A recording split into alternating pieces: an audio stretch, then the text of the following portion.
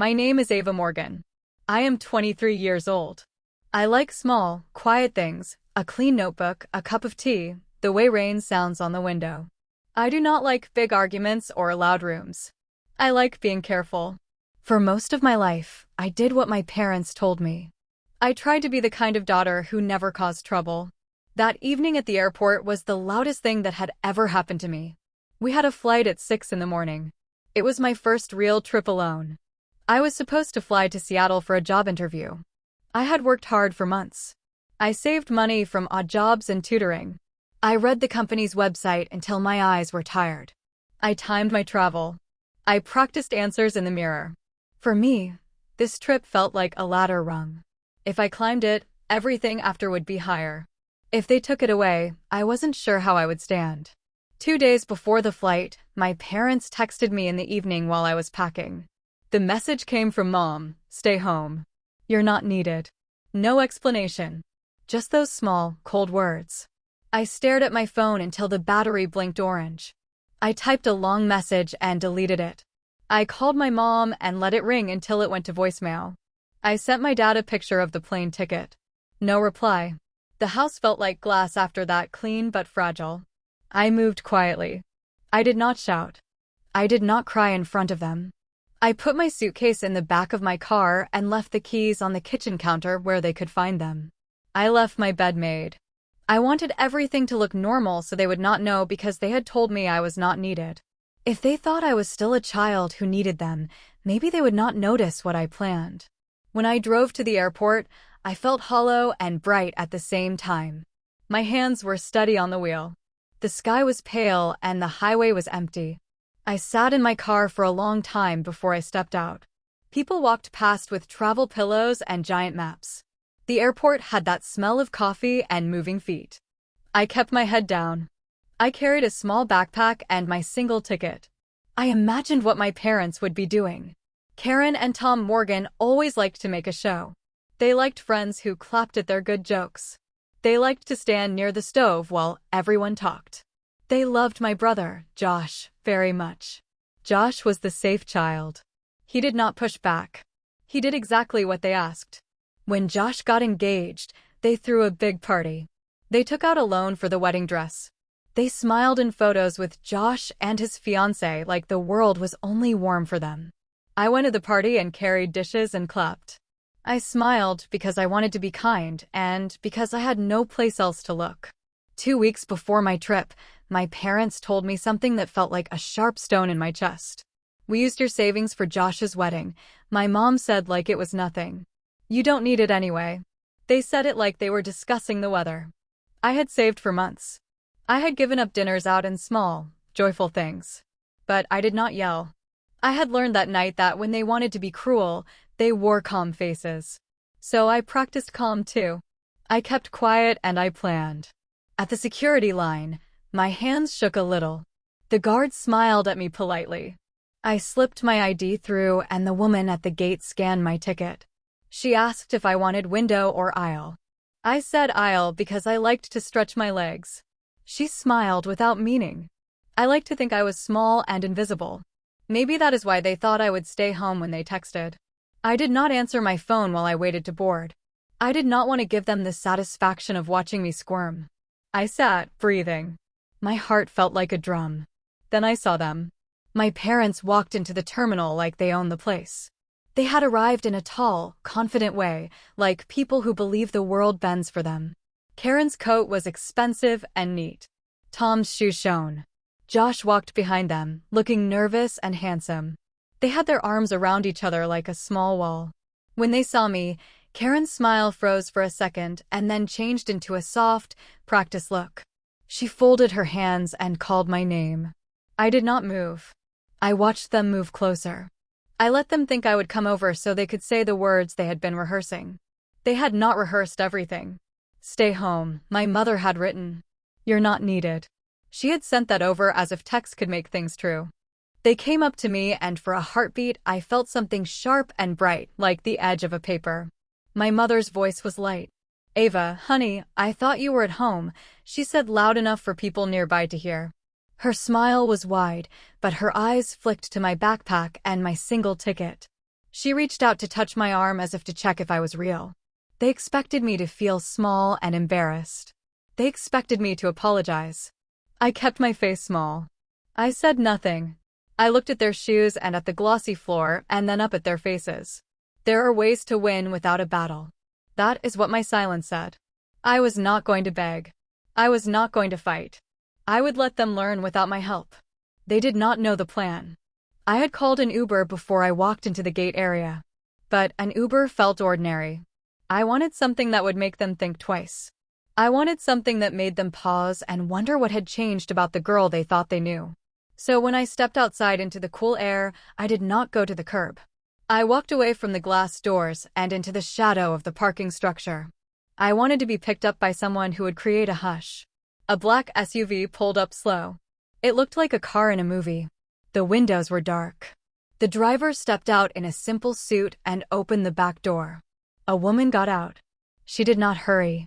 She wore a neat black coat and dark sunglasses, though the light was gray. She moved with a steady, calm purpose. The driver closed the back door with a polite click and then went a stand by the front. I walked up to the back of the SUV with my neck long and my shoulders straight. The woman looked up and tilted her head as if we had all day. "Ava," she said with a voice that was quiet and knowing. Her words were like smooth stones that fit right into your hand. Her skin was warm brown and her hair was tightly pulled back. She smiled, and there was something in the way she smiled that told me she was not surprised to see me. She had a face that made strangers feel safe in small, odd ways. "Ms. Morgan," my mother said behind me. Her voice was a bowl that shook. She had never used that last name to me with a question mark before. She had always called me Honey or Ava, never Ms. Morgan. The use of that title was like someone taking off a small, comfortable sweater and leaving the skin bare. The woman in black turned and looked at my parents for the first time. Her sunglasses were dark so I could not see her eyes. She lifted her chin a little, polite and firm. For a moment, she said nothing.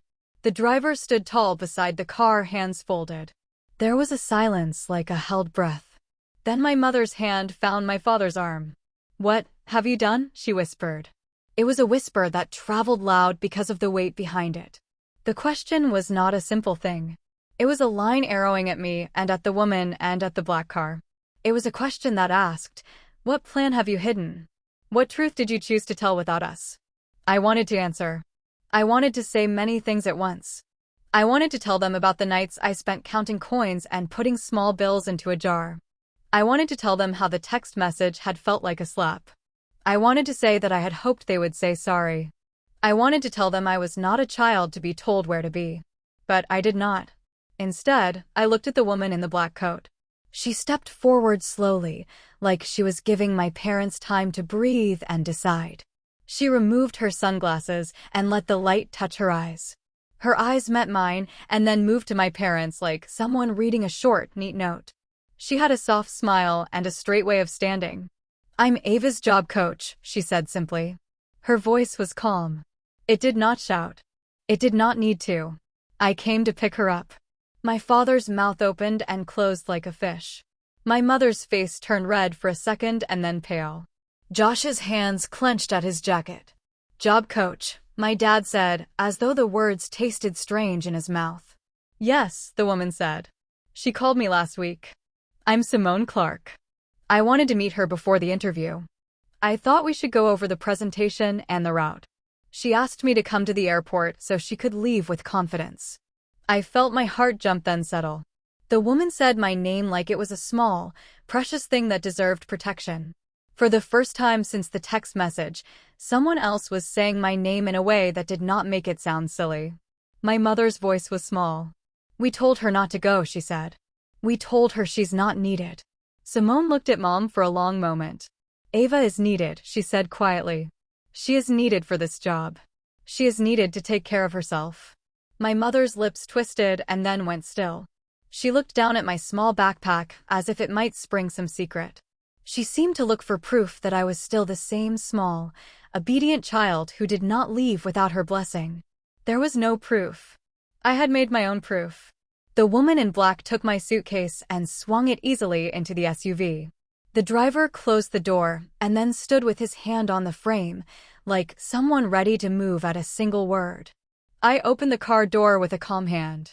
When I sat inside, the seats were soft and quiet. The scent of the car was as neutral as a blank page.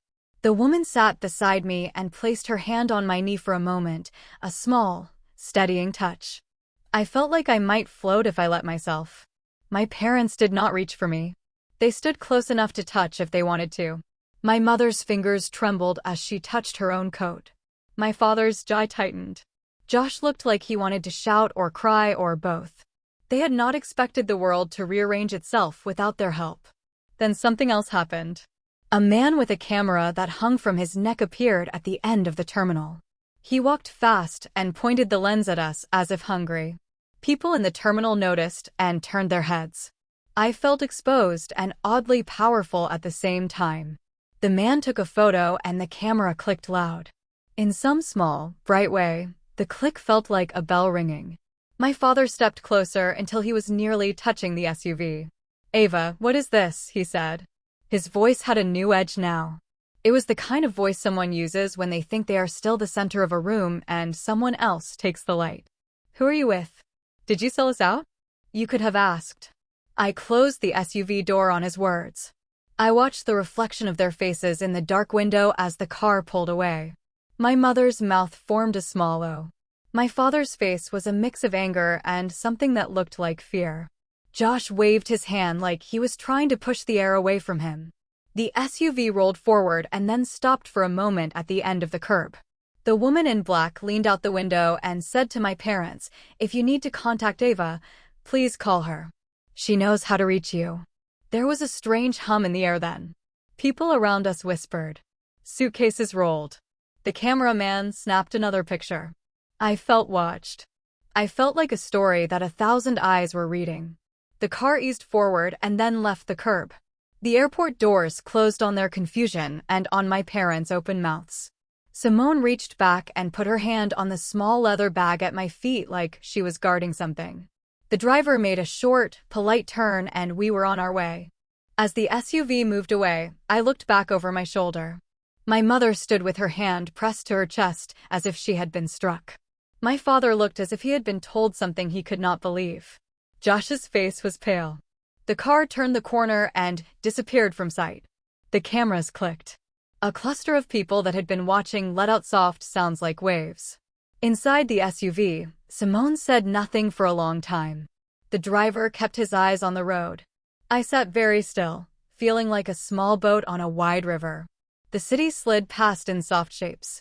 I repeated my ticket number in my head like a small chant. Then my phone beeped. A single message from Mom. "Are you okay?" My hand shook. I did not answer. I felt the urge to write back a long paragraph of truth. I wanted to type, "You told me I was not needed. You said you used my savings." But I did not. I thought of the way my mother had whispered, "What have you done?" Her whisper had held anger, fear, and something else I could not name. That moment was a kind of lightning. It struck and then left an empty space where the tree had been. I looked at Simone. "Why did you come?" I asked finally. She smiled a small, careful smile. "Because someone told me I must be there," she said. "Because I teach people how to stand when the world tells them they are small. Because you asked me and because you are not small." Her words made me feel like someone had put a warm cup in my hands. I felt held in a way that was not hollow. I wanted to cry. I wanted to laugh. I wanted to tell every stranger on that road that I was leaving and that I had left on my own terms. We drove past the exit and the highway lights began to glow. The city was sleeping. The night was not heavy anymore. I breathed in slow. For the first time in weeks, I felt like the small ladder I had been climbing was not just a single step but a long, steady line upward. But the camera flash at the curb had caught more than I expected. The man with the camera had walked away with a quick smile and a business card tucked into his jacket. He had taken the pictures like he was collecting something small and shiny. Hours later, when my parents stood at the gate and saw who had picked me up in a black SUV, my mother whispered, "What have you done?" That whisper was the start of something. It echoed in my chest as if it had left a mark. I did not know yet what that mark would mean. I only knew the sound of it. I only knew that the world felt different. The SUV drove on and the city lights blurred into long lines of gold. I sat and held the ticket in my hand, feeling the ridged edge of the paper like a promise. My heart beat steady. I thought of the quiet jar where I had kept my money. I thought of the text that had said I was not needed. I thought of my parents' surprised faces. The phone in my pocket buzzed again. This time it was my brother. No words, only an emoji with a frowning face. I set the phone down.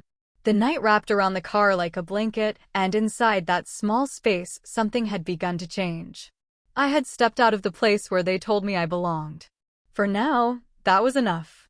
But then, as we drove under an overpass, a different car flashed by too close to the SUV. It honked. The driver of the other car shouted something. Simone's jaw tightened. The noise was small, then sharp. We all looked up and the SUV slowed. At that moment, a phone in the seat buzzed. The driver picked it up and his face changed. He looked like someone who had suddenly seen a cliff ahead. Simone's fingers pressed a little harder on my knee.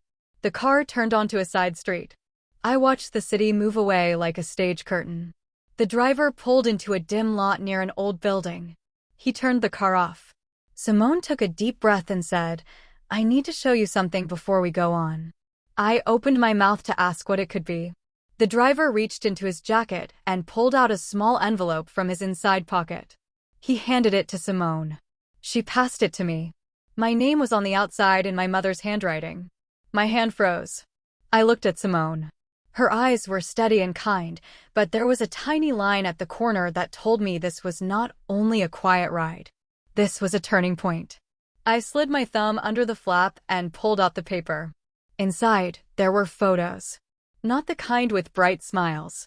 These were small photos with corners bent. They showed my parents in a restaurant the month before, laughing with someone I did not know, handing over an envelope, and then another photo of Josh next to a cake with numbers on it like a check. My breath shortened.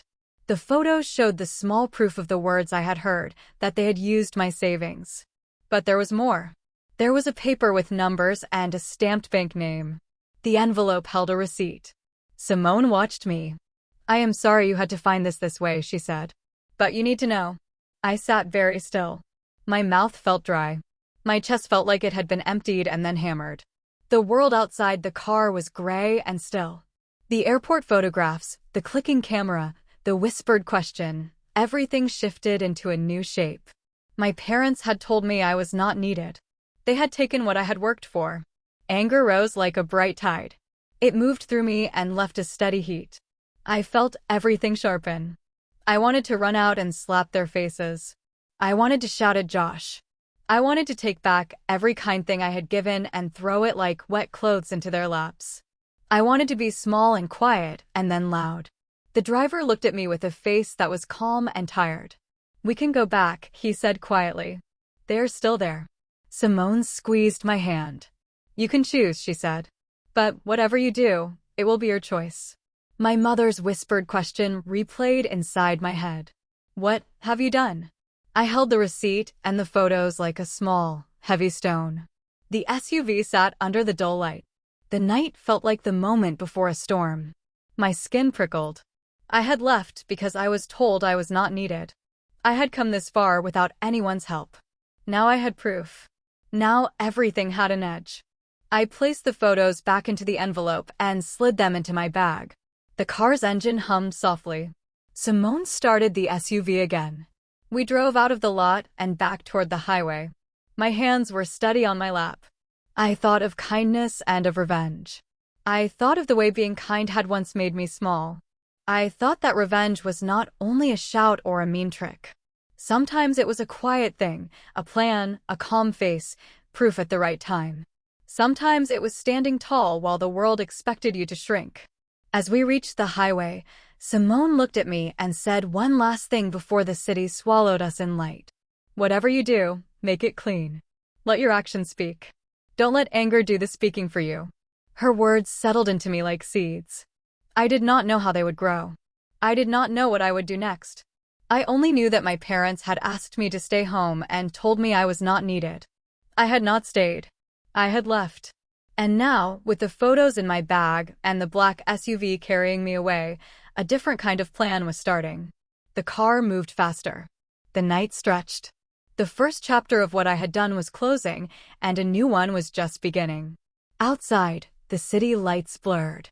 Inside the SUV, my hands were cold. I thought of the whisper again and of the look on my mother's face. For a moment, I felt like I had already done something, though I had not yet spoken or acted. The question hung in the air like a bell waiting to ring. What have you done? The answer was coming. But not yet. The SUV moved through the sleeping city and the lights painted long stripes across the windows. I held the small envelope in my hand and pushed the photos back into it a few times, like I could press the memory flat and make it less sharp. Simone drove with a calm face. The driver hummed to himself quietly. The city outside looked small and soft. Inside the car, it felt warm and safe in a new way. Where are we going? I asked. My voice was small. To a quiet cafe, Simone said. We will talk. You need a place where we can think. We pulled into a small parking lot behind a bakery that was not open. The lot had a few cars and a thin tree. The cafe lights were dim through the windows. Simone parked the SUV and turned to me with a look that meant she was ready to listen. I had never met her before that day, and yet I found I could tell her things like a friend. Maybe it was because her voice did not rush me. Maybe it was because she treated my words like small treasures. We walked in. The cafe smelled like coffee and cinnamon and warm bread. A barista wiped the counter and looked at us with a friendly face. Simone ordered tea for me and black coffee for herself.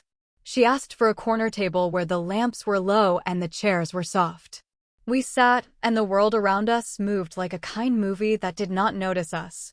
I called a friend, Simone said as she stirred her coffee. She asked if she could help. I pulled the photos from my bag and slid them across the table. Simone looked at them like they were papers that needed a slow hand. She did not gasp or say something sharp. She simply traced the edges with her finger and nodded. These show the receipts and your parents giving money, she said. It's clear. I felt my throat tighten. I always thought they would say sorry, I whispered. I thought they would feel bad and put it back. But they sent a text. They made me feel like I was nothing. Simone folded her hands. Sometimes people hide behind words so they do not have to feel the shame of what they did. You did not deserve that message. Her words were soft, and they made something inside me feel warm and small. I sipped my tea and the heat spread down my chest. I thought of all the nights I had skipped dinners to put money into that jar. I thought of the small joy I felt when I dropped $1 into the glass. I had imagined those coins as steps. Now they had been taken like someone plucked the steps away. Simone opened her phone and typed slowly. We need a plan, she said. One that keeps you safe and is honest. We could go to the bank and ask for the records. We could ask for a meeting with Josh and his fiancée. Or we could do something that makes them notice what they did without making you look like the bad one. I felt a tug in my chest. I wanted the world to tip the way I had imagined. I wanted them to say sorry and to hand me a stack of bills and say, we were wrong. But I also remembered the way my mother had smiled when she said she used my savings. Her smile had no apology in it. I knew that sometimes people do not fix the things they break. What if they deny it? I asked. My voice wobbled. What if they say the photos are fake? Simone nodded. Then we show the receipts. Then we show the bank papers. We do it in a way that cannot be shouted away. We will make sure the facts are strong. Kindness matters. But truth matters more. She spoke like a teacher and a friend. I liked the way she said the words. She taught me to think like someone who built a house out of careful blocks. She said, it is better when we do things with proof. People can twist stories. Facts are harder to twist. We planned in small moves. We would go to the bank the next morning. We would ask for statements that showed the withdrawal. Simone said she had a contact who could help us request those records in the right way so the bank would not refuse. She also said she would help me write a calm letter to my parents that did not shout. She wanted the first move to be quiet and clean. I liked that idea. It fit with a part of me that wanted to do things without a fight. I pictured the bank teller with soft hands and the paper stamped with the truth. I felt brave for the first time in months. The barista brought us warm bread and jam. We ate like two travelers who had found a safe island. Simone asked me about the job. I told her the true thing. I had wanted to go to Seattle for a real job, one that would let me stand on my own and not always look for the next handout. I told her about the interview and how I had practiced the answers until my voice felt like a new kind of courage. She listened and smiled and then said, "Kindness is important, Ava. But kindness does not mean you let people use you. You can be kind and still be strong." I thought about that as I watched the steam rise from my cup. It made sense. In the past, I had given and given because I thought that was love. Now I saw a line between love and being used. I wanted to learn that line. We left the cafe with a plan. Simone dropped me off at a small motel where I could sleep and gather my things. The motel room was simple: bed, lamp, a small TV. I locked the door and put the envelope on the nightstand. The photos stared back at me like small moons. I sat on the bed and looked at my phone. My brother had sent another emoji. My parents had sent nothing but a short text the night before. "Are you okay?" Now there was only a shadow where their words should be. I felt hollow and full at the same time. That night I lay awake and read the bank receipt again and again until the numbers felt like a string I could tug. Simone had told me to sleep. She said the next day we would go to the bank and make a quiet request. I tried to trust her and let sleep come. In the morning, I woke to the sound of a shower in the next room and a distant truck on the road. The motel had cheap coffee in the lobby. Simone met me there with a folder in her hand. She looked tired and steady. Her hair was pulled back, and she had a pair of glasses now on her nose that made her look like a doctor or a serious teacher. I felt calmer when she was near. We went to the bank. The morning air was soft, and the city had a clear blue sky. The bank smelled like polished wood and quiet. The woman in the front desk asked for our IDs. Simone used her voice like a key.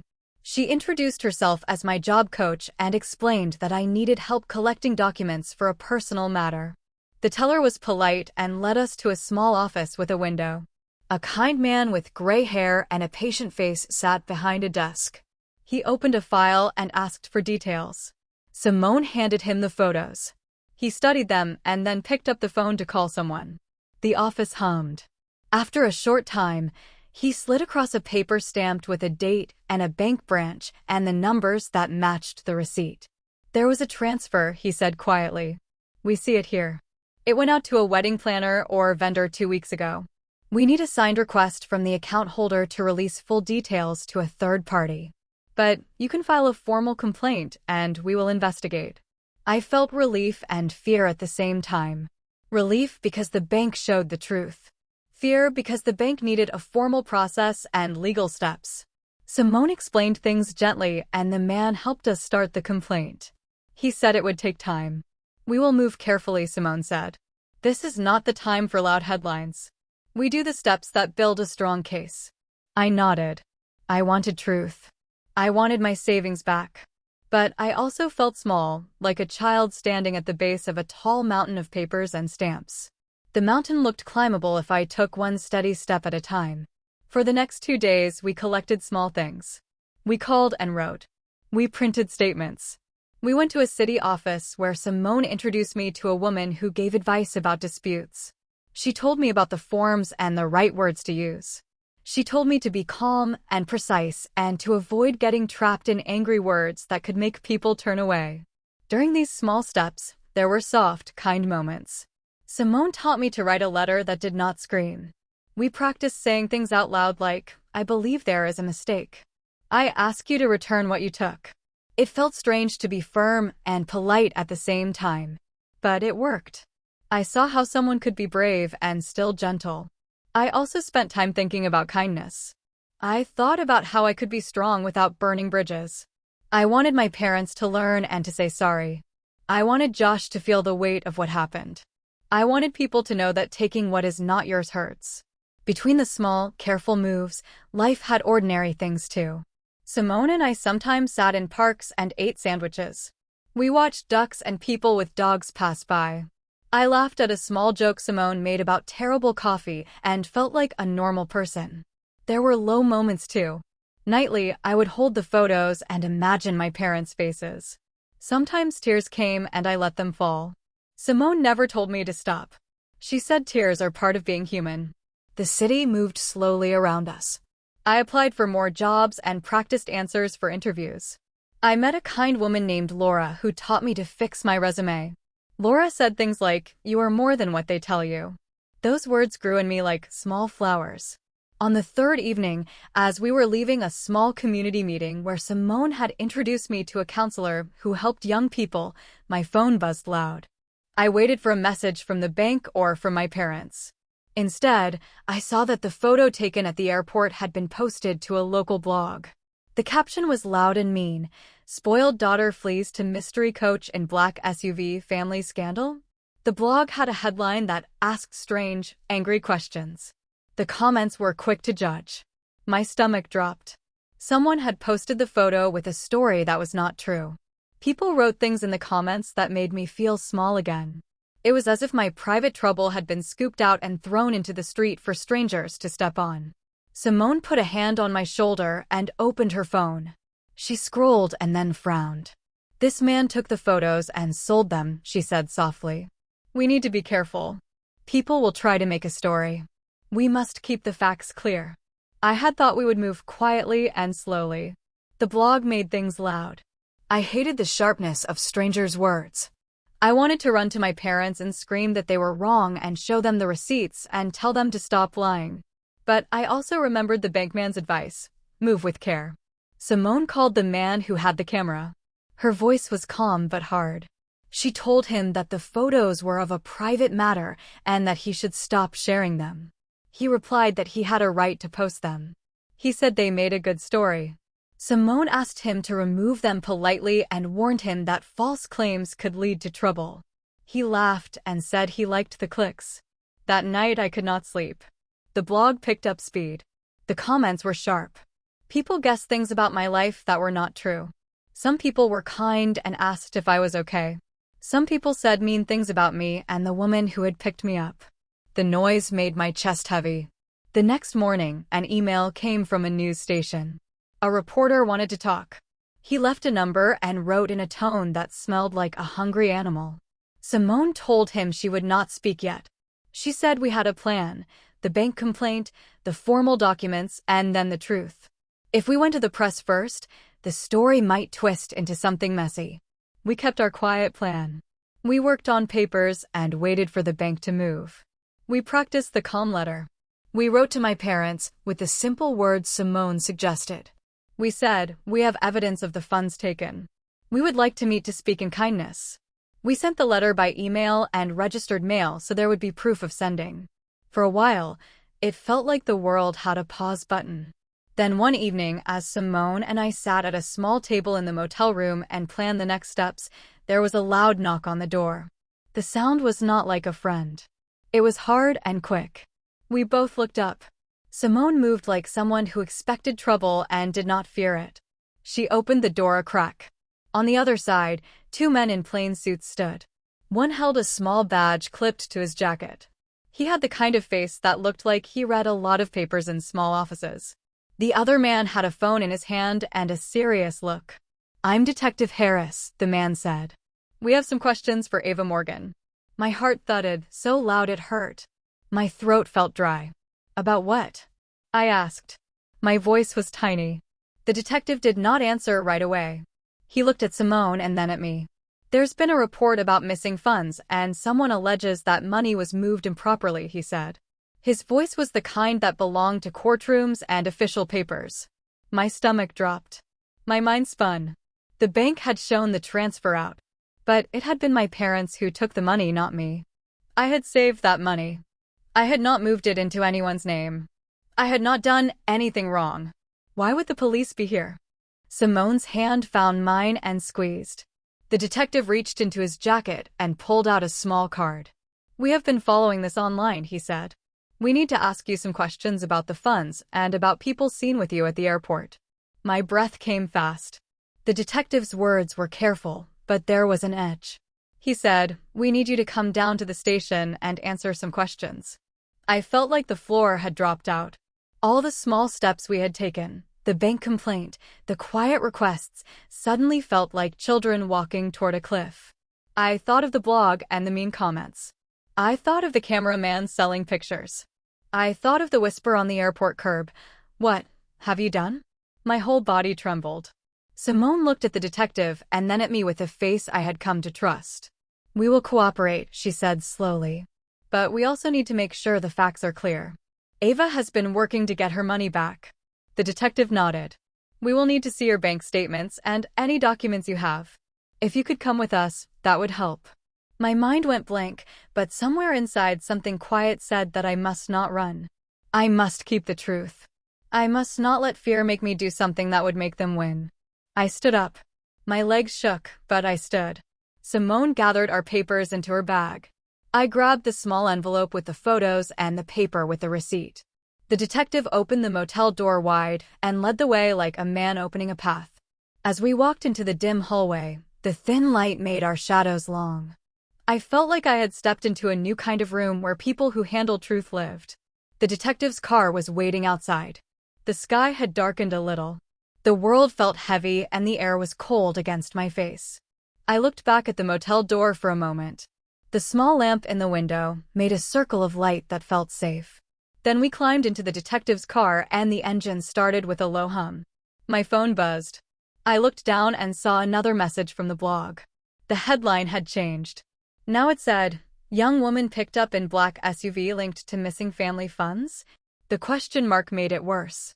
People liked questions because they invited guesses. My chest felt tight. I held the envelope like a talisman. Simone's hand was warm. Detective Harris drove with a careful face. He did not speak much. When he did, it was to say simple things like, "We will get to the bottom of this." I wanted to believe him. I wanted to believe that the law would protect the truth. But the world outside moved fast, and the blog's words were louder than the pages we had printed. The thought in my mind was a small, sharp stone. We had not yet told the full story. Not to the police, not to the bank, not to my parents. The proof was with me, but so were the mean eyes of strangers. As the detective's car turned a corner, and then another, I felt a new kind of fear and a new kind of resolve. The next steps would be harder than I thought. I would have to speak. I would have to show the papers. I would have to stand and explain why my parents had taken what was mine. I would have to hold kindness with strength. We drove toward the station, and I felt the weight of the envelope in my bag. The world outside blurred. The blog's headline chased my thoughts like a loud dog. I tried to think of a single steady thing. I thought of the warmth of the tea Simone had given me. I thought of Laura's words, "You are more than what they tell you." The car slowed near the police station. The detective pulled into the lot and turned off the engine. He looked at me with a face that asked for trust. "Are you ready?" he asked. I held the envelope and the papers tight. My hands were cold, but I nodded. I had stepped into this because I wanted the truth. I would stand for it. The detective opened the car door, and we stepped into the bright lights of the station. The front door swung open and a woman at the desk looked up. She pointed to a hallway and a room with a table. 2 officers stood inside. The door closed behind us with a soft click. The room smelled like paper and coffee. The officers sat with their hands folded. One of them pulled a tablet across the table and looked at me. "Ava Morgan?" he asked, his voice steady and official. "Yes," I said. The officers looked at each other and then at the tablet. "We have a report that money has gone missing and that you were seen leaving with an unknown woman in a black SUV," the officer said. "We need your account of the events." The way he said it made me feel like I had stepped into a story someone else had written. The words made me feel small. I took a breath. I placed the envelope on the table and pushed the photos and the receipt forward like a small proof. When the officer looked down, his eyebrows lifted. Then, as I opened my mouth to speak, the station's phone rang. The officer answered and his face went gray. He hung up and looked at us. "There's been a new development," he said. "Someone just sent us a video. They say it shows an argument at your parents' house and a person taking a bag with money." My heart stopped. Simone's hand clenched mine. The room felt colder. The officer's voice was steady, but the words hit like a bell. A new piece had come into the game, and I did not know its shape. "Can we see the video?" Simone asked. The officer nodded and tapped the tablet. A small video started to play, and the screen filled the room. It was a short clip, shaky and quick. The camera angle was poor, but the shape of it looked like a porch. A shadow moved and then a hand reached into a bag and pulled something out. My breath came in small bursts. The video did not show a face clearly. The angle kept the identity hidden. But the caption on the email read, "Caught on door cam, Ava stealing from her parents." The words were black on white, and the officer's finger hovered over the tablet as if holding judgment. I had not done that. I had not taken anything. I had saved every dollar. My parents had taken my jar and given it to Josh's wedding. The bank receipts proved that. But the video now asked questions that the photos did not answer. The room felt very small and very loud. Detective Harris looked at me. His eyes were calm but searching. "Do you have an explanation?" he asked gently. My mouth went dry. For a moment, I could not speak. The video had a shape that could make anyone believe a story. The cameraman at the airport had taken pictures. Someone had sent this clip to the station. The blog had posted a mean story. The world felt like a big room full of people ready to point. I swallowed. My voice came out small and steady. "I did not steal," I said. "I saved my money. I left because they told me I was not needed. I have proof that the funds were transferred. I can show you the bank statements." The officer looked at the papers on the table. The detective's brow furrowed like he was thinking hard. He said, "We will look at everything. For now, we need to take your statement." I nodded. My hands shook a little, but I told the truth. I told the whole small version I could of the text, of the photos, of the bank receipt, of being picked up by Simone, and of the blog. I told them about the airport and the black SUV and the cameraman. I told them how my parents had said they used my savings for the wedding. The officer wrote and wrote. Simone sat quietly beside me, and when she could, she added a few facts. The detective thanked us for cooperating. Then he stood and said, "We will need to question your parents and your brother. We will also be following up on this video." My stomach dropped. The room felt suddenly like a stage where everyone waited to see how the next move would play out. I had thought our quiet plan would make the truth clear. But now the video had opened a new door. People could say things. People could believe bad things. The officer closed his notebook and looked at me with an expression that was both kind and worrying. "We will do our best," he said. "But also, you should know that when things go online, they can grow fast. People will draw their own conclusions." I felt like a small boat in a big storm. The detective's words landed like rain. I wanted to scream and shout and make everything clear. I wanted to show the receipts to every person who clicked on the blog. I wanted to let the truth shine like a light. But I also knew the rules Simone had taught me: move clean, move slow, keep kindness. I took a breath. I did not let fear choose my steps. At that moment, the station door opened and a woman came in. She walked toward the table and handed an envelope to the officer. He opened it and his face changed. "This was just delivered," he said. He looked up. "It's from someone who says they were at the wedding. They included a note and a video. They want to meet with us." Simone's hand tightened around my fingers. The officer looked at us with eyes that were suddenly very sharp. The words the officer said next pushed the air out of my lungs. "They want to speak to you, Ava. They say they can prove where the money went and why." My mind raced. Prove where the money went? That could help. Or it could hurt. Someone else might come forward with their own story. It could change everything. "Can we meet them?" Simone asked. The officer nodded slowly. "We can. But they want to do it tonight." My heart thudded. I had not expected another step so fast. The room felt like a room of doors, and each new door had its own unknown. The detective looked at me and asked, "Are you ready to see who is coming?" I stared at the envelope on the table, at the papers, at Simone's steady face. I felt the weight of the moments. The next step could make the truth bloom, or it could darken it further. I took a breath and nodded. Outside the room, the world kept moving, people walked and cars hummed. Inside that small place, something enormous was about to happen. The detective glanced at the clock and then back at me. "They will be here soon," he said. My hand still held the envelope with the photos. My stomach ached. I tried to steady my breathing. The idea of seeing who would come made my mouth dry and my heart quick. Someone knocked on the station door. The sound was soft. But in that moment, it was the loudest thing I had ever heard. The officer looked up. The detective opened the door. A shadow moved in the hallway. The detective looked back at me and said, "This might be the person who can change the story." I felt everything tilt. My whole world felt like it was waiting on a single breath. The door opened wider. The person stepped into the room. I could not tell you yet who they were. I only knew that as they entered, the officer's hand went to a folder and his face lost color. The person looked familiar in a way I could not place. They were not tall. They wore something simple and their hands were steady. They looked at me with eyes that held a kind of weight, like someone who had carried a secret for a long time. "Hello, Ava," the person said. My heart stopped. The room felt very still. The chapter stopped there, with the words hanging in the air and my breath sharp and quick, because the next moment would change everything. The room was very quiet. The light from the tablet made small shadows on the table. The person who had just come in stood in the doorway like someone holding a secret. For a heartbeat, I could not move. Then the person spoke my name again, softly. "Hello, Ava," she said. She had a small face and tired eyes, and she wore a gray coat. Her hands were rough like someone who worked with them a lot. The officer's face had gone pale when she entered. That small change told me that whatever she had, it mattered.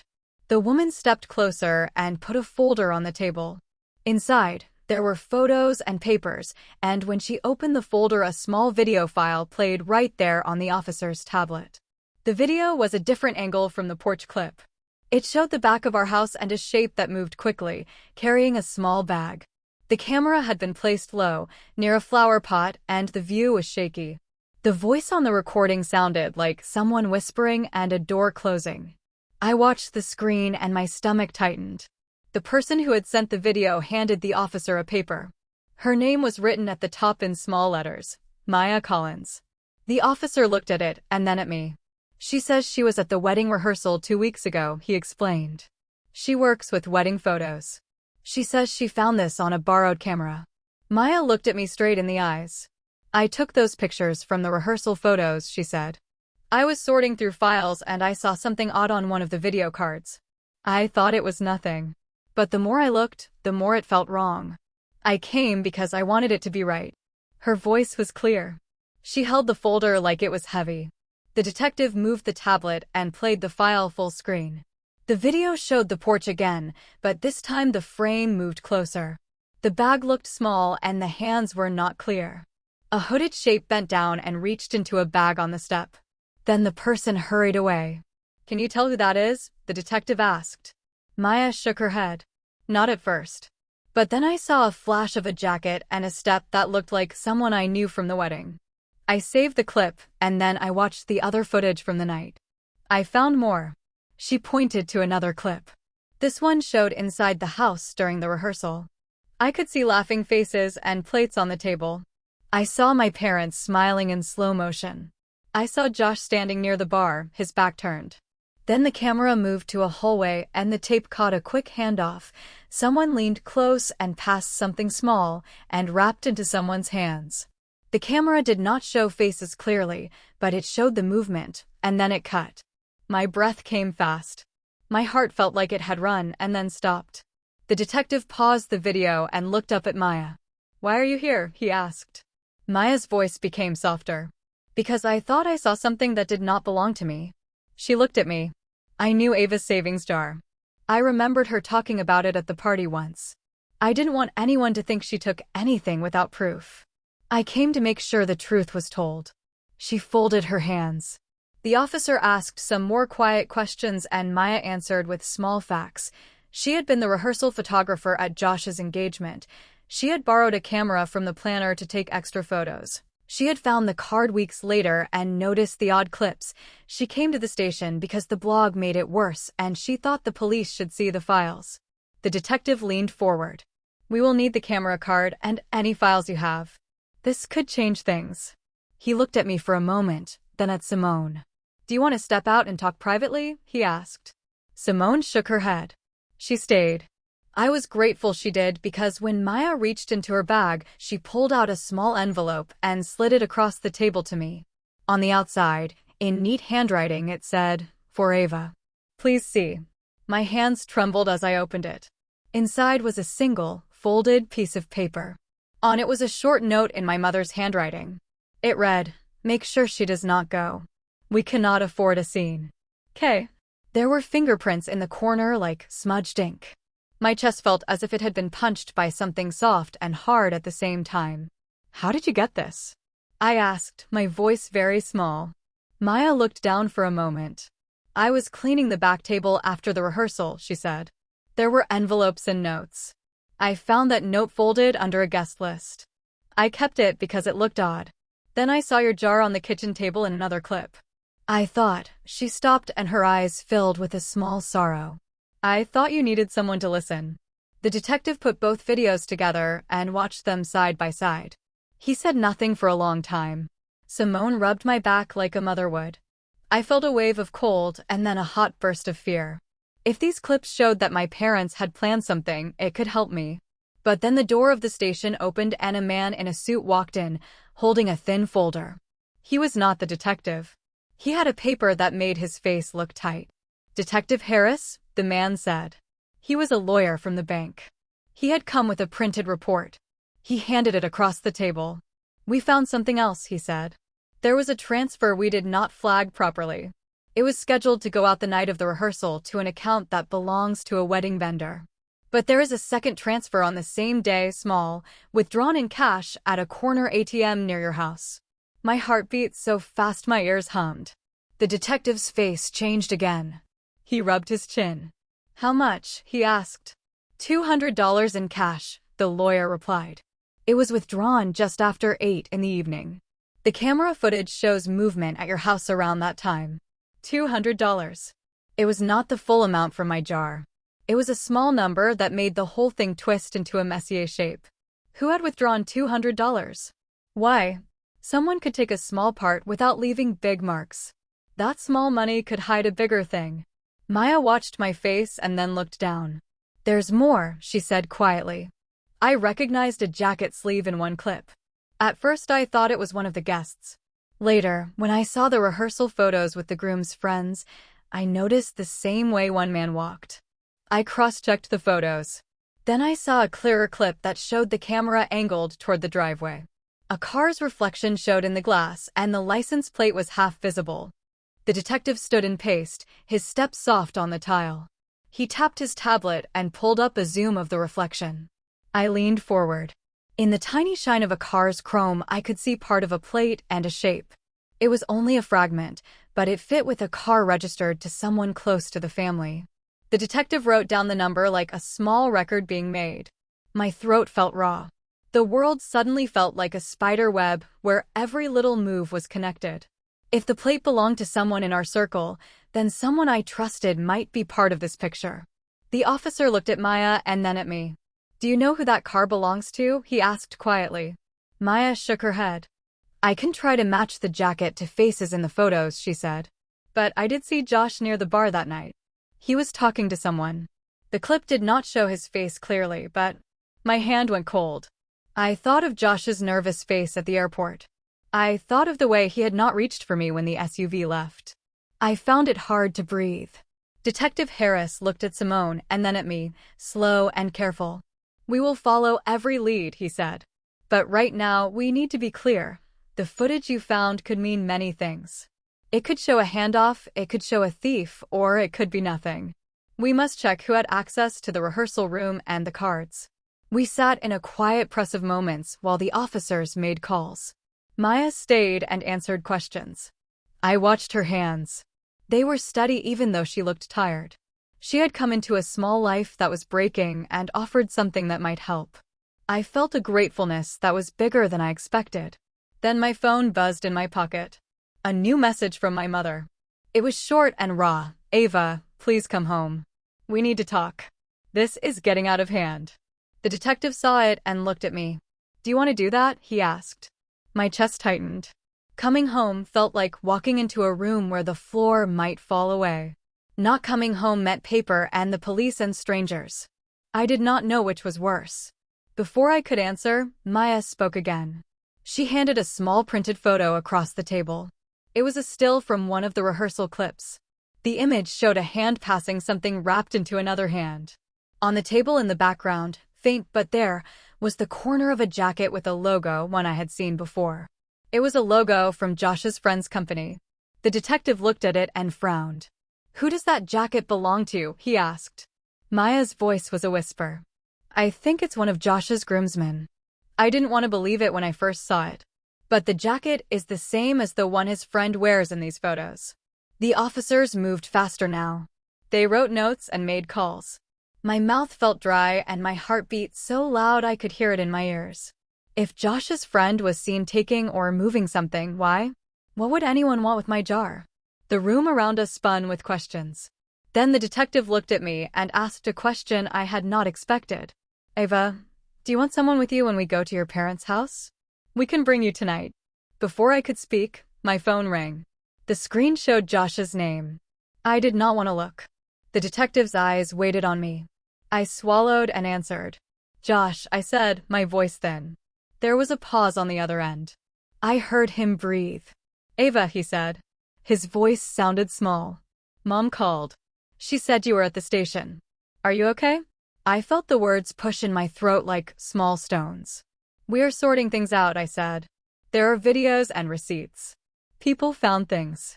There was silence again, and then Josh's voice came, quiet and strange. "Can we talk? Just us? Please." My hand tightened on the phone. I could feel the whole room like one long thread stretching between me, Maya, the detective, and Josh's voice. The officer watched my face closely. Simone gave my hand a small squeeze.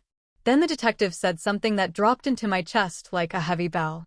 "Ava," he said slowly, looking at the tablet and then at me, "someone just sent us a new clip. It was taken from a different camera at the wedding. This one shows the man who left the porch that night. And the man's face is clear." Even as the words landed, the tablet screen filled with the new video. The room went very still. I leaned forward, my breath caught, and then the image froze on the face of the man who walked away from the porch. My mouth moved but made no sound. It was Josh. The room froze. The air changed. The officers stopped moving. Even Detective Harris, who looked calm through everything, stared at the screen like someone had just taken the floor out from beneath him. Because the man caught on camera leaving the porch. The man carrying the small bag. The man everyone had been whispering about. Was Josh. My brother. My whole body went cold. I felt like someone had poured ice water into my chest. My hands shook so badly that Simone reached out and held my wrist to steady me. Even she looked stunned, and she almost never looked surprised. The detective replayed the clip again. There was no mistake. The light from the motion-activated porch camera hit his face at the perfect angle. It didn't blur. It didn't distort. It didn't hide anything. It was Josh. He looked nervous in the footage. His head kept turning left and right, checking if someone was watching. He held the bag close to his stomach, as if afraid it would fall. Then he walked quickly across the yard and out of frame. I covered my mouth with both hands. "No," I whispered. "No. Josh wouldn't do that. He wouldn't take anything. He wouldn't be part of this." But my voice didn't even convince me. The detective paused the video. "Ava, we need to ask you something. Has Josh ever talked about money problems? Anything that may have pushed him to do something like this?" I shook my head fast. "No. He always gets help from my parents. They buy things for him. They take care of him. Why would he?" My voice broke. Because the truth was actually the part that hurt the most. Josh was the one they always chose. He was the one they protected. He was the one they worried about. He was the one they supported even when he didn't ask. I was the one who was supposed to be fine, the one who didn't need anything, the one who could handle herself. And maybe that was exactly why no one protected me when my savings jar disappeared. The detective hit play again, just a few seconds, and it made my heart crack every time Josh's face passed the screen. Simone whispered, "This doesn't mean he took the whole amount. It only means he took something. We still have to find out who took the full savings." But I couldn't hear anything clearly anymore. The room faded like fog. I saw Josh as a little boy wearing his dinosaur pajamas, dragging his blanket down the hallway when he was scared of the dark. I saw him at the park as a teenager, pushing me on the swing because my feet weren't long enough to reach the ground.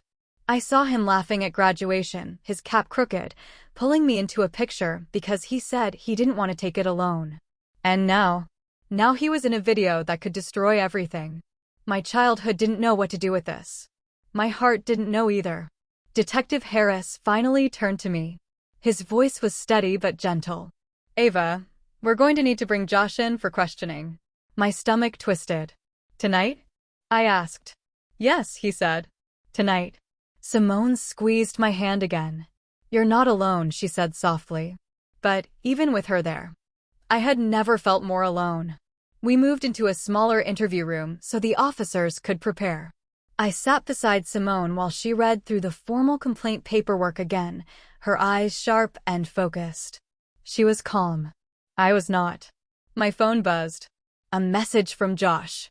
Ava, please don't talk to the police until I see you. I need to explain. My heart dropped. That meant he knew. He knew the police had seen the video. He knew he had been caught. He knew the story was unraveling. I stared at the message so long the words blurred. Simone read over my shoulder. Do not delete that. It may be important later. I nodded. Another message came. Ava, please. I can fix this. Just don't let them take me in yet. My throat closed.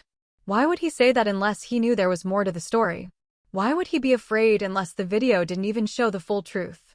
Why would he sound desperate unless he had done something he regretted? The officer stepped in again. They're bringing your brother in now, he said. Your parents are with him. My heart almost stopped. My parents are coming here? Yes, the officer said. And they seem upset. Of course they were upset. That was what they did best, get upset at the wrong people and at the wrong time. 20 minutes later, the hallway outside the interview room exploded with voices. My mother's voice first. Ava? Where is she? I need to see her. Now. My father's voice followed. This is ridiculous. She's dragging our family name through mud. Over what? A misunderstanding. A misunderstanding. Those words almost made me laugh and cry at the same time. Simone leaned close. You don't have to speak to them yet. You are allowed to wait. Footsteps approached. Heavy, angry footsteps. The detective opened the door slightly to keep them out. But my mother pushed right past him. She burst into the room like a storm. Her eyes were wet. Her lipstick smudged. Her hands shaking. Ava, she said, her voice trembling with anger and fear all mixed together. What have you done? What on earth have you done? I looked up at her, and for the first time in my life, I didn't shrink. I didn't do anything, I said quietly. But Josh did. My father stormed in behind her. You don't accuse your own brother, he snapped. Josh would never steal. The camera footage shows he did, Simone said calmly. My father glared at her like she had insulted his entire bloodline. He was picking something up for the wedding planner, Dad said. He told us. It was a misunderstanding. And now you're ruining his life. My stomach twisted. There it was again. Josh gets excuses. I get blame. But before I could reply, a new voice cut through the room. Josh's. Stop. Everyone turned. Josh stood in the doorway. His face was pale. His hair was messy like he had been running his hands through it. His eyes were red around the edges. He looked broken. My mother rushed toward him, but he raised his hand. Mom, he said quietly. Don't. She froze. Josh walked further into the room. He didn't look at my parents. He didn't look at Simone. He looked straight at me. Ava, he whispered. I'm sorry. Just hearing that almost knocked the breath out of me. My entire childhood had waited for that sentence, even when I didn't know it. But something felt wrong. Too easy. Too fast. The detective stepped forward. Josh, we need to talk about the footage taken at your parents' home. The one showing you leaving with a bag. Josh closed his eyes. I know, he said. I know what it looks like. Dad stepped forward. Josh, you don't have to say anything. But Josh shook his head firmly. Dad, stop trying to protect me. My father fell silent. The whole station felt smaller suddenly, like the walls were listening. Josh swallowed hard. I didn't take the money from Ava's jar, he said. I swear I didn't. But... He hesitated. I leaned forward. But what, Josh? His lower lip trembled. But I knew what happened to it. My heart stopped. You knew, I whispered. He nodded slowly. Mom's face went white. Dad's hands balled into fists. Simone sharpened her posture, like a lioness preparing to protect someone. The detective moved closer. Josh, who took the money? Josh looked at me with tears in his eyes. Then he said something that blew the air out of the room. I wasn't the one who stole it, Ava. He wiped his face. It was Mom. The silence was so sudden it hurt my ears. I stared at him. Simone stared at him. Even the detective looked stunned. My mother went stiff. Joshua Morgan, don't you dare. Josh kept talking. She told me to move the jar. She told me to take it out of the closet and put it by the porch so she could handle the rest. She said you didn't really need the money, Ava. She said you'd understand. I felt like someone had pushed me under a lake. Mom was shaking her head wildly. Josh, stop it, stop it, stop it. But Josh spoke louder. She's the one who took it. She's the one who gave it to the wedding planner. She hid the jar in her room first. That night, I thought I was helping with wedding prep. I didn't know she had taken all of Ava's savings until later. My voice cracked. Why didn't you say anything? Josh broke then. He sank into a chair and tears fell down his face. Because Mom said you'd never miss it, he whispered. She said it was for the family. She said we needed the money for the engagement dinner. She told me not to worry about it. She told me you were strong enough to handle it. My mother grabbed Josh's arm. Stop talking right now. The detective stepped between them. Ma'am, you need to step back. Dad finally spoke, but it was barely a whisper. Karen, tell me this isn't true. My mother's face twisted not in guilt, but in fear of being exposed. I did what I had to do for this family, she snapped. Ava is young. She can save again. Josh needed us. Her voice was loud, angry, but her eyes were terrified. Like a person who finally realized the truth had teeth. I stood up slowly. So you did use my savings, I said quietly. My mother stared at me, breathing hard. You wouldn't understand. No, I said. I understand perfectly. You thought I didn't matter. Her breathing hitched. You thought I didn't need anything. She flinched. You thought I wouldn't fight back. Her lips parted, but no words came out. The detective turned toward her. Ma'am, he said carefully, I need you to come with us for questioning. Mom's face went white. Dad stumbled back like someone had pushed him. Josh put his head in his hands. And then, the overhead speakers crackled. A voice came through the intercom. Detective Harris, urgent call on line 2. It's about the Morgan case. The detective hurried out. We all waited, breath held, hearts shaking. 30 seconds later, he ran back in.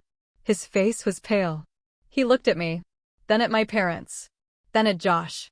Then he said, There's been another report filed, anonymously. Someone else from the wedding just came forward. He swallowed. And they claim they know exactly where the missing money is and who helped hide it. My legs nearly collapsed. But then the detective added something even worse. They also said they're on their way here, right now. Everyone looked at the door. Waiting. Afraid. Broken. And that was when the station lights flickered once. Then went completely dark. The lights went out.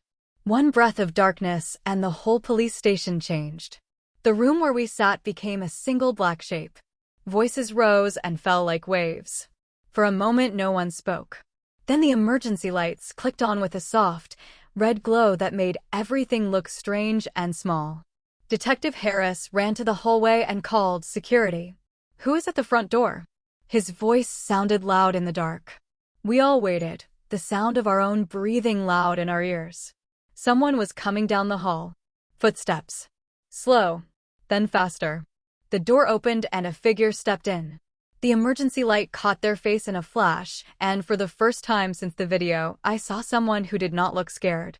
She was the wedding planner. Her name was Lila Harper. I had met her once at Josh's engagement. She wore a tidy dress and had a notebook under her arm. In the dim light, she looked like someone who had a secret ready in her pocket. She walked to the table without asking. Her steps were sure. She put the notebook on the table and opened it. Inside were printed notes and a small envelope. Detective Harris, she said in a clear voice. I wanted to come myself. The detective stood straighter. Miss Harper, we received a call that someone from the wedding might have information. Lila nodded. I do. I made a mistake. I did not want to, but I feel worse keeping it quiet. I need to tell the truth. My heart hammered. The world felt like ice and warm sun at once. If she told the truth, it could change everything. If she lied, we might all be trapped in shadows. She reached into the envelope and pulled out a thin stack of cash. She set it on the table like it was a small offering. The detective's eyes widened. It's not all of it, she said. But it's what I still had from the planner account. I was supposed to pay some vendors. I put that cash aside. I found it after the rehearsal and I knew it belonged to the Morgan family. I kept it for a while because I was afraid of the trouble it would cause. She looked at my parents. Her face was solemn. I accepted an envelope from Mrs. Morgan at the rehearsal. She said it was for decorations and that I should keep it safe. She asked me not to mention it. I did not check the amount. Later, when I was closing accounts, I saw the transfer from the bank and I matched the times. I realized something was wrong. My mother's face went white. My father's jaw worked. Josh's hands covered his face. Lila continued. I saw the note Mrs. Morgan left about making sure Ava stayed home. I know because I found it under the guest list while I was sorting paper. I didn't tell anyone at first because I thought it would blow up into something terrible. I didn't want to hurt them. I told myself it wasn't my place. But when the blog posted those photos, I could not live with myself. I came to the station because I thought the police should know. Detective Harris picked up the cash and put it into an evidence bag. He wrote a note and sealed it. Then he looked at my parents like someone looking at a broken window. Ms. Morgan, Mr. Morgan, he said. We are taking statements. You are not under arrest right now, but we need to know everything. My mother's shoulders trembled. She looked like a person who had been walking on a thin branch and suddenly stepped into open air. Her mouth opened and closed like she was trying to find words that would hold.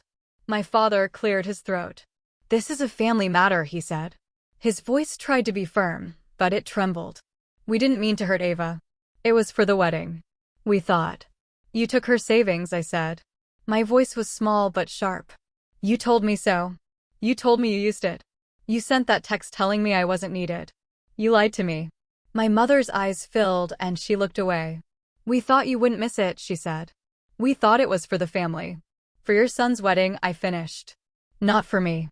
For Josh. You used my money for him. The detective watched us like someone made of paper and ink, carefully noting what we said. Lila's notebook sat open, her pen ready. Simone sat beside me, her face tired but steady. Josh did not speak. He sat with his head bowed.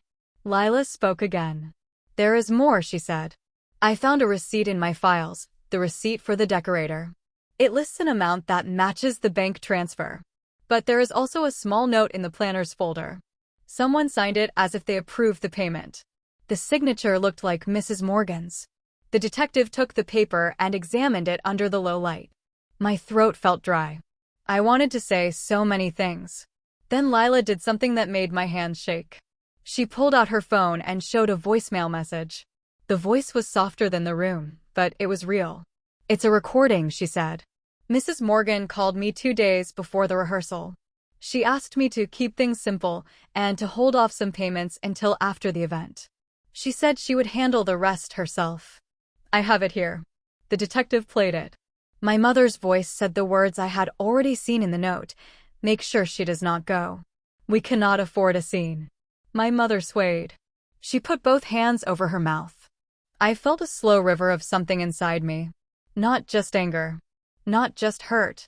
Something clearer. Sadness that looked like rain on a window pane. Why didn't you tell me? I asked, and the question was softer than I expected. She couldn't answer at once. Then she said, I thought you would be angry. I thought. I didn't know how to say sorry. Her words were small. They did not fix anything. They did not bring the money back. Detective Harris looked to his team. We will take formal statements from everyone. There will be an investigation. Right now, Ms. Morgan, you will need to come with us so we can get a clearer picture. My mother stood slowly, shaking like something cooling after heat. She looked at me one last time. There was something in her eyes that made my breath hurt, not only shame, but a fear that everything she had built might fall apart. As the officers gathered their things, Lila stayed behind and touched my hand. "I'm sorry you had to find out this way," she whispered. "I should have come sooner." Outside, cameras from the local blog had gathered. The cameraman who sold the airport photos had been outed by Simone online, who posted a calm message asking him to stop. He was there now, his lens pointed through the glass. People had a hunger for the drama of our lives. The world always wanted the loud part. The detective guided my parents out of the room like a shepherd with frightened sheep. As they left, my father looked at me once. His face was a map of lines and fatigue. He mouthed the words, "I'm sorry," but it was quiet, and I could not tell if it was real. When the door closed, there was a heavy pause. The room felt empty and full all at once. Simone stood and hugged me. For the first time in a long while, I let myself cry. The tears were not just for the stolen money. They were for the years of small kindness I had given that had been counted as nothing. They were for the idea that family should be a safe place. They were for the small girl who had put coins in a jar and believed the world would hold her. Lila watched me and nodded, like a person who had seen enough mistakes to know what to do. "We will make sure the rest of the money is found," she promised. "I will look through every folder and every receipt. If anyone else took anything, I will find it." Days passed. The station worked slowly and carefully. The bank released more statements. The wedding planner's accounts were audited. Evidence that had been hidden in plain sight came out like small stones from a closed jar: receipts, transfer notes, a check cashed at the vendor's shop, a handwritten apology found in a planner folder. Slowly, the truth formed into a shape. My parents had taken my savings. They had given it to the planner. The planner had paid some vendors. Some of the money had been spent, but not all. Lila gave back the cash she had saved. The bank put a hold on accounts, and the detective asked for formal statements. Josh's role was smaller than the porch video looked. He had helped move boxes and had carried the bag when the planner asked for extra hands. He thought he was doing something small for the family. He had not known about the jar. In the end, the law did not need to lock anyone behind bars. The detective told us that sometimes families hurt each other without meaning to, and that the justice system is not always about punishment, but about truth and righting wrongs. He said restitution could be arranged. It meant paying back the money that was left and agreeing to plans to cover what had been spent. My parents were asked to sign paperwork. They were told to write a formal letter of apology. They did so. The words looked wooden on the page, but they were a start. The hardest part for me was when the family sat at the kitchen table, the same table where I had left my keys that morning. Their faces were tired and small. My mother's hands shook as she poured tea. Dad looked at the floor. Josh avoided my eyes. "I'm sorry, Ava," Mom said. The line tore at her voice like a thread. "I should have told you. I was proud of you and scared for Josh. I thought I could fix things and make it right. I was wrong." I looked at her. I saw the woman who had made mistakes, the same woman who had once taught me to tie my shoes. I felt the love that had been there, but I also felt the cold that had cut through it. "You used my money," I said quietly. She nodded. "I did. I will pay you back. I will do whatever is right. If you want me gone, I will go. If you want me to stay and prove I can do better, I will stay." I thought of revenge. I thought of the way the blog had shouted and the way the world had watched. I imagined 1,000 small ways to hurt them back. But the world felt heavy and the choices felt sharp. Revenge would have been to ruin them on the internet and to shout their names until they had nowhere safe. Revenge would have been to break them so they would feel as small as I did. Instead, I chose a different road. I wanted truth and change more than I wanted to break them. I wanted kindness to stand but not be used. "I want the money back," I said. "And I want us to get help. I want us to talk to someone together. I want Josh to learn how to stand on his own feet. I want you to stop hiding behind, 'We had to do it for the family,' like it covers everything." My mother cried. My father reached across the table and took my hand. "We will do it," he said. "We will fix this." It was not a perfect fix. The missing money could not be made whole in a single day. But the steps were real. The planner returned what she could. There was a plan to pay back the rest. The detective closed the case after the paperwork was signed and the restitution plan was set. In the weeks that followed, I went to Seattle. The company had kept the interview spot open. They liked my calm voice and my steady answers. I started a new job and a new apartment. Simone came to my small moving party and helped me pack the last box. Lila sent a small note that said she was sorry and that she hoped to do better. My parents came to see me once before I left. We stood on the sidewalk and hugged for a long time. It felt like a wound being cleaned. It still hurt. It always would. But it was no longer dark and raw. Before I left town, I wrote the money plan down myself. I wanted to make sure the steps were clear and the dates were set. My parents signed it. Josh looked relieved and ashamed and then hopeful. He promised to learn to be responsible and to ask for help. The blog that loved the loud parts moved on to another story. The cameraman who snapped photos lost clients when people found out he had sold private shots. The world kept turning. On the day I flew out, my mother drove me to the airport. The ride was quiet, but not empty. She reached for my hand and said, "I am sorry, Ava. I am so sorry." I looked at her and felt everything. "I forgive you," I said. But forgiveness is not a gift without work. Fixing things will take time. She nodded. "I will do the work." At the gate, I held my ticket like a small card that said I was allowed to go. I thought about the jar, the coins, the nights I had skipped dinners. I thought about the SUV at the airport and Simone's calm face. I thought about Maya and Lila and the people who had stepped forward when it mattered. Then, just before I walked to the gate, my mother hugged me again. She whispered, "Thank you for not breaking us." I thought of what it would mean to break someone and what it would mean to rebuild. I had wanted revenge. I had wanted to make them feel small. But in the end, I had chosen something else. I had chosen truth and then kindness with boundaries. I had chosen to stand. The plane took off into a soft sky. I watched the city shrink. My phone buzzed with a message from Josh. "I'm looking for work. I want to do better." I smiled and typed back, "Do it." When I arrived in Seattle, I walked out into rain. I loved the rain. It made everything new. I felt a small, steady joy in my chest. The money trouble was not fully gone, but it had been faced. The people who hurt me had been made to see what they had done. They had to do the hard part now, change. Life would not be easy. Families make mistakes, and sometimes those mistakes leave long lines. But I learned something that would not leave me. Kindness is not weakness. Kindness with clear rules is strong. Standing up for yourself can be quiet and clean, not loud and mean. As I stepped into the city, my phone buzzed again. It was a short note from Simone. "We did good." I looked at the small message and smiled. Then I walked into the rain and let it wash the last of the airport dust away. The world felt wide. My heart felt like a small, steady drum. I had started a ladder rung and climbed it. The next rung waited.